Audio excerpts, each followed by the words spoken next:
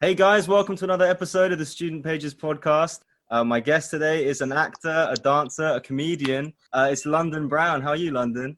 Hey man, everything is everything. How are you, bro? I'm all right. I'm good. Have you ever been to the Yeah, UK before?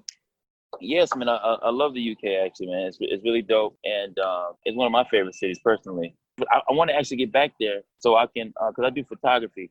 So I like to get back there and photograph the city this time. Because when I was there last time, I didn't have my camera like that, so I miss it. What were you doing when you were here last time? Last time I was there, I was touring with Chris Tucker as his opener doing stand-up comedy.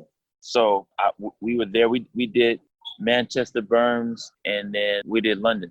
So it was dope, man. Amazing. That must have been dope. What's that like being on the road with Chris Tucker? You know, he's a cool guy, nice guy.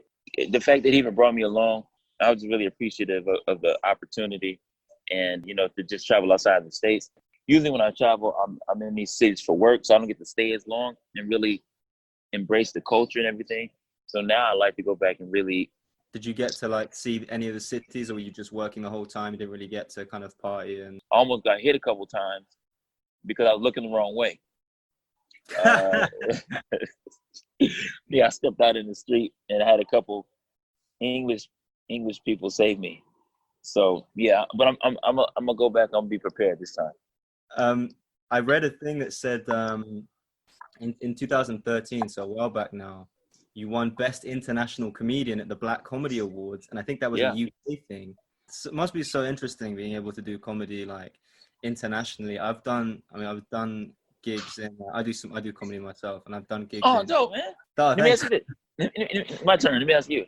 So, what do you have you been finding yourself to write lately, or what are you thinking to do? Do you know what? I find it quite hard to get inspired when I'm not actually doing comedy.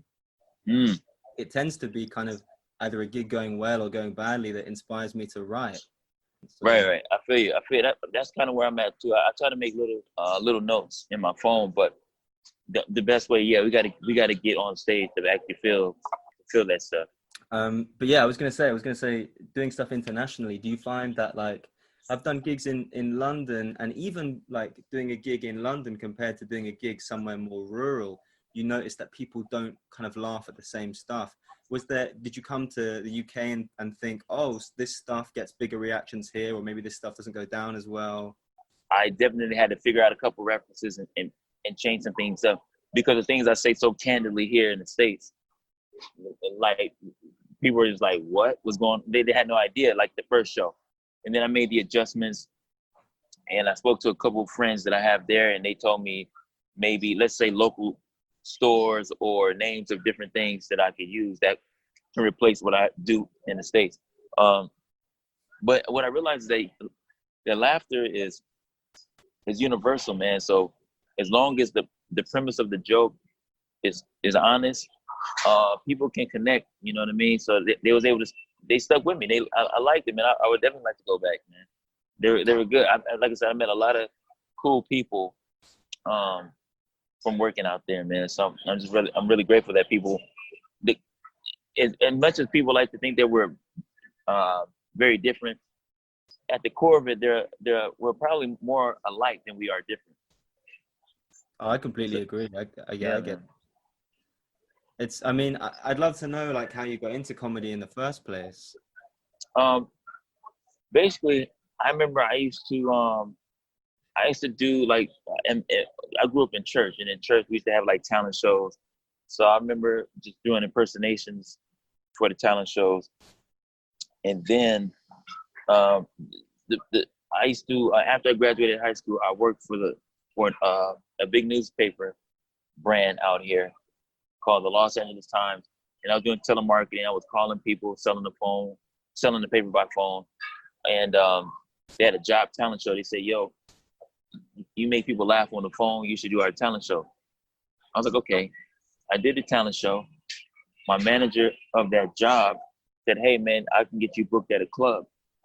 I was like, "All right, I'll try it." So around this time, I'm like 18. I experiment with it. I do it. It was okay. I go away to school. I come back. I'm now working as a teacher.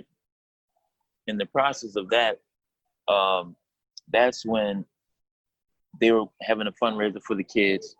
That was for the students. And it was a comedy show. and like the assistant principal decided to sign me up to do the show. And when I did it as an adult, when I did it like in my 20s, that's when it clicked. Like, this is actually something that I really want to do and should do. And I started doing open mics, and like a year and a half in or so, that's when I met Chris Tucker in the club, and somebody introduced me. They said, "Yo, man, Chris, you should check out London."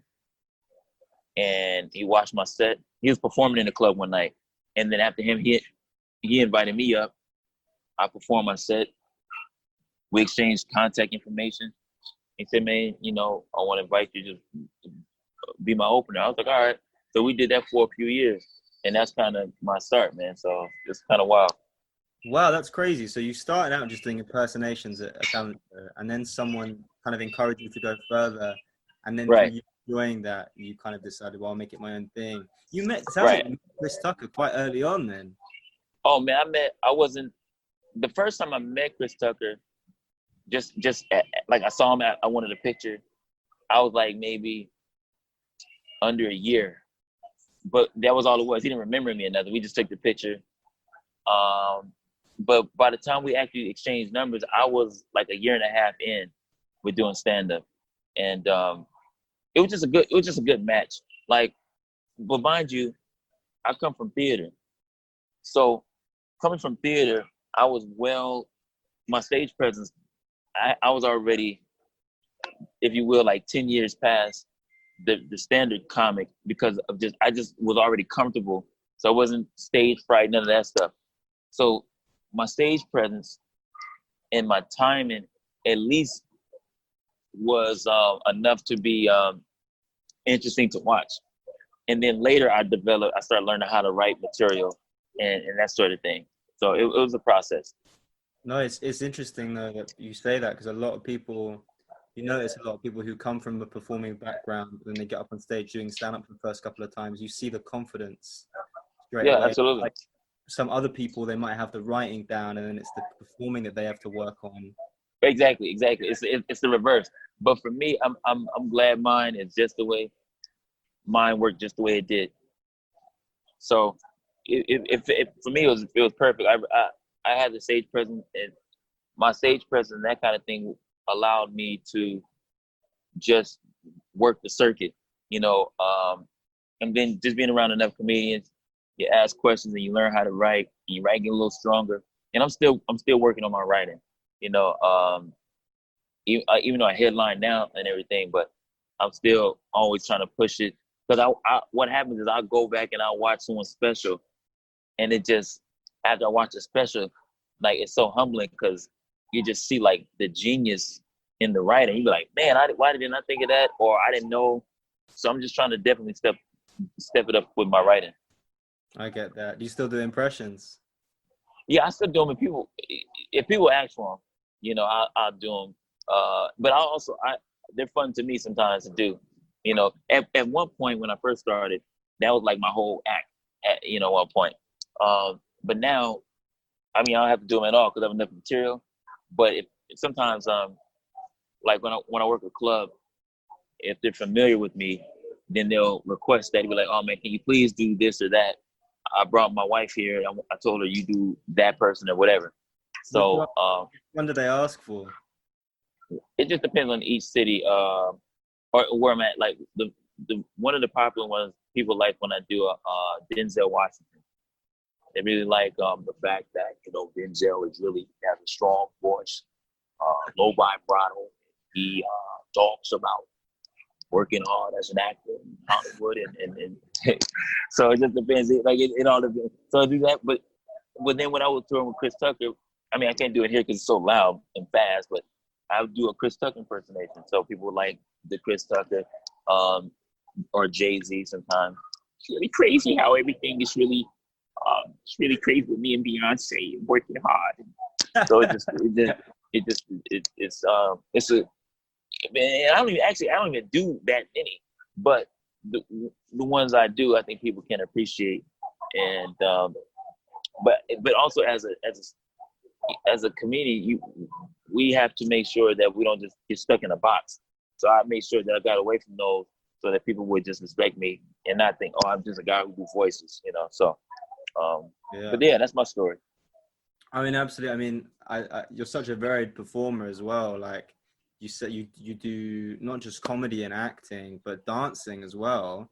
But I feel Yeah. like it's not something you've talked about that much in interviews.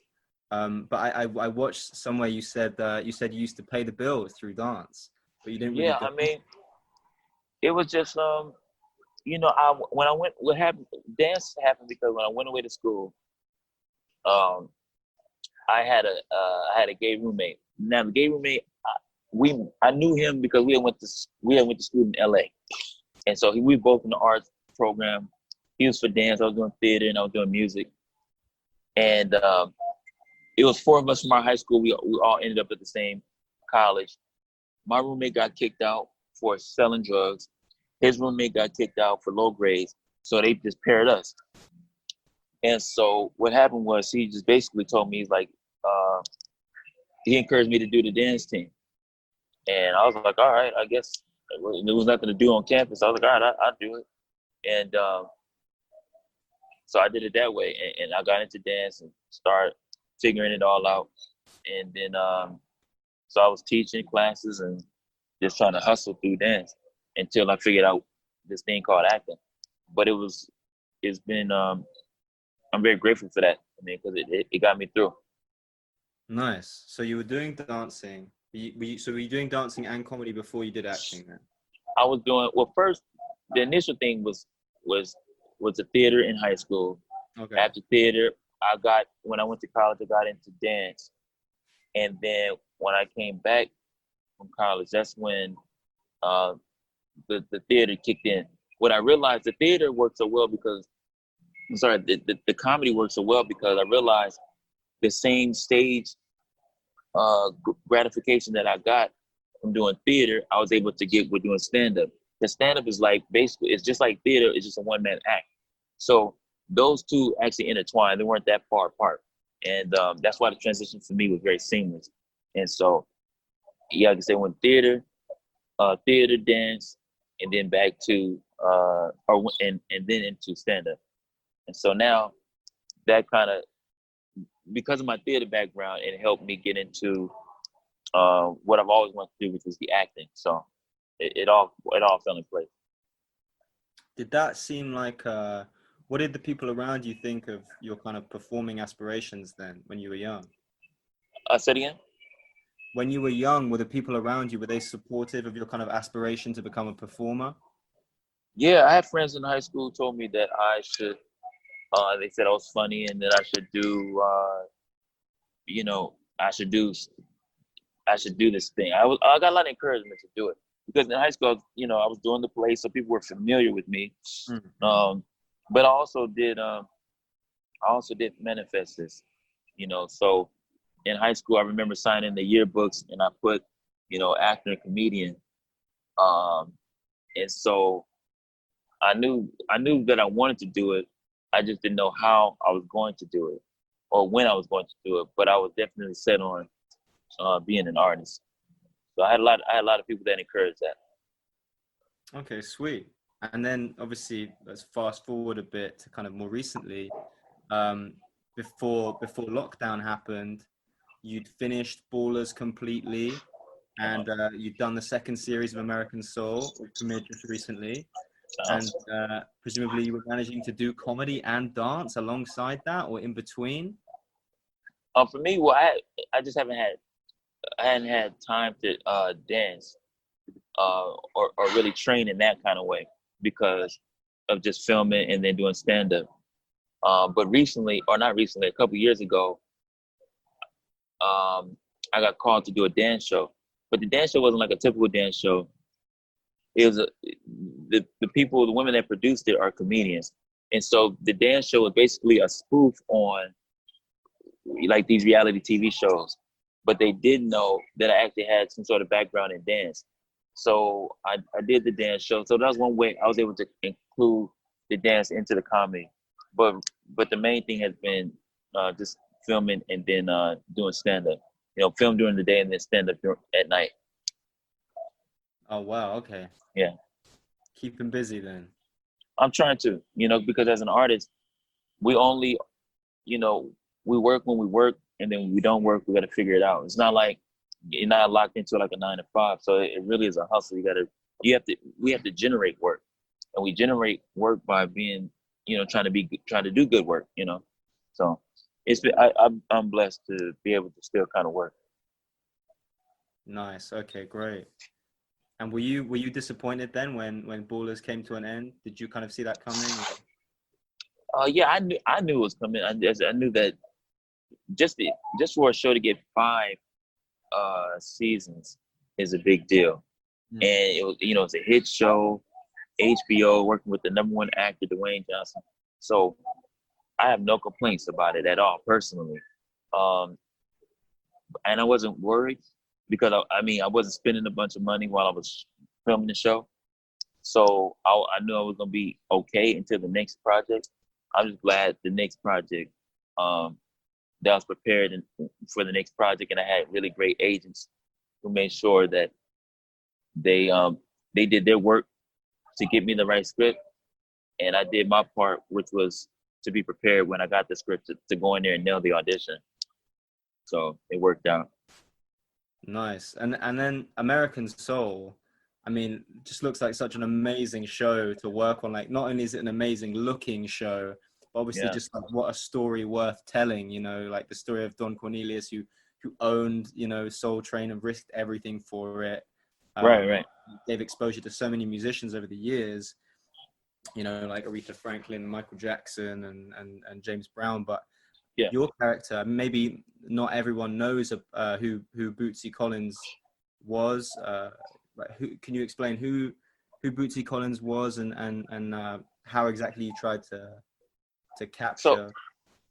So Bootsy Collins was a bass guitarist who used to got his major break by playing the guitar for James Brown. So all those funk, the funk records that we get from James Brown, Sex Machine, and so forth, Bootsy Collins was on bass guitar. And Bootsy Collins later on started his own band and became his own name. I had a chance to actually talk to him maybe a couple of weeks ago, and he hit me on Twitter and just said that he saw some of the images of the show and that he was excited to see the project. And so I'm playing the legendary Bootsy Collins, who's still alive today and doing well and everything. And so it's a whole transformation for people who may have seen me on Ballers. It's a totally different transformation. I have on a wig and the long hair, the beard, the platform shoes, and the biggest challenge with that was having to learn the songs. They didn't tell me. I figured I'd be using the guitar, obviously, but I didn't know that they wanted me to actually learn the music. But I was gonna. As an actor, you want to do your own homework anyway to learn what you need to learn, so that you do your part justice. But that day, they told me on set that later on that day, I was going to have to, learn the fingering and the notes and everything. So I just did as much studying as I could, because they sent me they called and offered me the part. I read the script, and then like the next day I was out to film it. But I was actually kind of like working on 2 projects at the same time. So I went out to film that, and then directly after that went to go film something else. So I was trying to read 2 scripts at the same time and just trying to make sure that I was just as prepared for both projects, since they were like days apart. But I hopefully I did him justice, but people will enjoy it because it's totally different from Ballers. Yeah, definitely quite a different show from Ballers. That's insane. Did you learn the guitar on the show? I had a guitar specialist, and he came in, and he had an acoustic guitar. I had a bass guitar. I just listened to the music on repeat, and in between the shots or in between the different scenes, I just was practicing a lot, and just making sure that I was ready. as best I could be within a short amount of time. But shout out to him, man. He really did a good job with just helping me understand what was going on. Because musically, I'm aware. I am a musician, so I'm aware of what's going on. You know what I mean? But he really helped me to understand. Help me understand just how this all fits together. So major shout out to him and to BET, man. Fantastic. I mean, I just think it must have been such a great atmosphere on set. Like it sort of plays out on screen. You can see the kind of camaraderie and community between all the actors. But I just feel like it must have been so much fun with all of the music and the costumes and everyone to work on something like that. Everybody was cool, man. That's the thing about these projects. A lot of the actors, man, that's the first thing I check for when I'm on set. I'm trying to make sure which actors are cool, who has an ego. But nobody had an ego, man. We had great conversations. We had great conversations in between shooting the scenes. We would just we would sit in our trailers or the green room, whatever it was. Everybody was really cool, and that was really kind of them. And it just keep it professional, no egos. And so whatever connections we had on screen, those connections happened off screen. So it was good. Who were kind of the best, the people you stayed in touch with, actually across all the things you've worked on doing acting? I still keep in contact with a lot of the cast from Ballers. We're just we run into each other sometimes. Well, I mean, it's been a while now, but like my best friend on Ballers, he and I still talk. In fact, later on today, we have an interview together. So the cast of Ballers, man, and if I ever see sometimes I'll run into the other actors on maybe sometimes in an audition. So and then also we got social media. With social media, we do try to support each other. If we see each other working on a new project, I'll call them and say, "Hey, man, congratulations!" Or I'll repost this stuff. But that's kind of just who I am. I just try to make sure I create the energy that I want to be around. And so yeah, I mean, to your question, mostly the people are the cast of Ballers. But I can't say that. I can't say mostly because again, social media. I still keep in touch with some of these guys that I've only did. Maybe if I only shot a scene with them a day or maybe a month or two, we still keep in touch and try to support each other. You should come do the Edinburgh Festival at some point. I don't know if you know about Edinburgh. Not yet, but I'm gonna have my agents look into it so I can figure it out, man. It's the biggest arts festival in the world, and it's predominantly a comedy festival. And it's August, obviously not taking place this year, but it lasts the whole month, and it's just comedy venues in like every single building in Edinburgh. Right. Absolutely. I wanted to talk a bit about you. You actually mentor kids and speak at after school programs sometimes, right? Yeah, absolutely. I try to do that, man. I think it's important for me being someone who grew up in the hood that I go back and I encourage other young people that they can make it out. And I try to give them a couple skills and I would teach when I used to teach.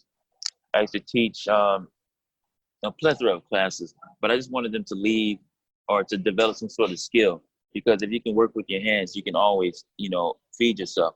And so that's very important for me to do youth work like that. Okay, amazing, man. Hey, listen, thanks so much for talking to me today. We've just about run out of time, but thank you, man. I appreciate you taking time to talk to me, man. No worries. Thanks so much, everyone, for listening to the Student Pages podcast. Catch you next time.